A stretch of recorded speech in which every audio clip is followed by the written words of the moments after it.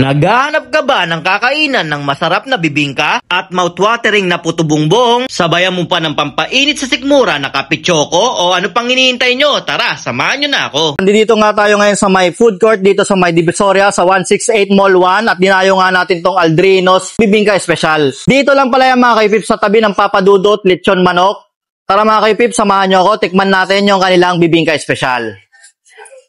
Ito nga pala yung price ng kanilang bibingka, 120 pesos. Ang puto bumbong nila, 100. Tapos meron din sila ditong iced coffee na nagkakahalaga lang ng 35 pesos.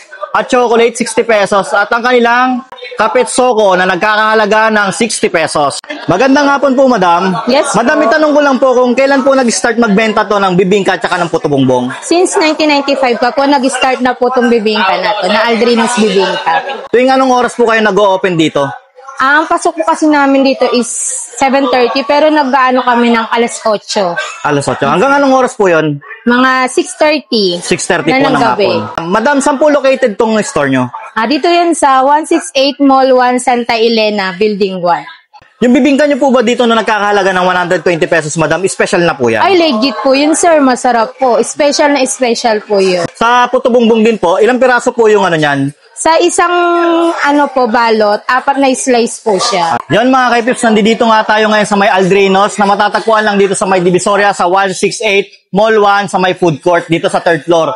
Mga kaipips, meron nga sila dito ang bibingka na nagkakahalaga lang ng 120 pesos. Special na yan mga kaipips. Tapos meron din sila dito yung kanila naman puto bumbong na nagkakahalaga ng 100 pesos. 4 na piraso na siya. Meron na rin siyang margarine tapos yung nyog tsaka yung mastobado.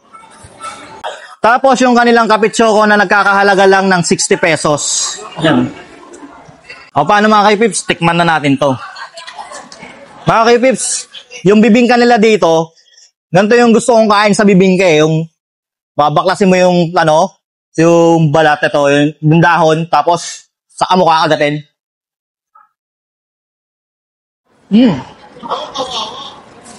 Sarap.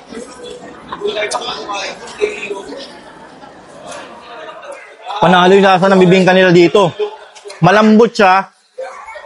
Tapos pag unang kagat mo pa lang, lalasa na agad yung itlog na maalat. Saka tamang-tama yung tamis niya. Tapos yung pinagalong alat ng itlog na maalat. Sarap. Hindi naman natin papalagpasin na hindi matikman yung kanilang puto bumbong. Yung puto bumbong nila dito, talagang malambot oh. Tsaka malagkit na malagkit. Putulin natin. Oh. Yan. Meron na siyang maskubado, tapos ito, lagyan na lang natin nung nyog.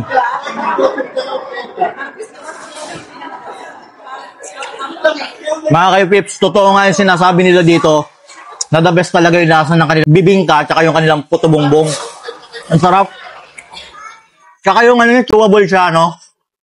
Pag kinagat-kagat mo, mararamdaman mo talaga yung malagkit niya, kumakapit talaga sa ngipin.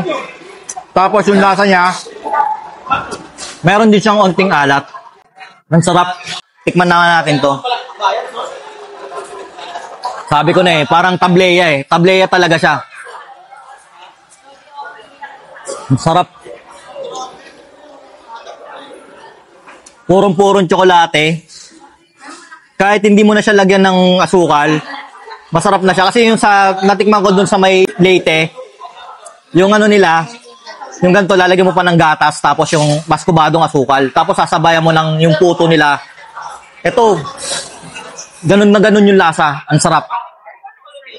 Ako sa inyo mga kaipips, pag napadayo kayo dito, tikman nyo yung kanilang bibingka at puto bumbong. Talagang hindi kayo magsisisi. Talagang masarap yung pagkakagawa nila ng kanilang bibingka at puto bumbong. Tapos sabayan mo pa ng kanilang ito yung kapit choco. Panalo talaga.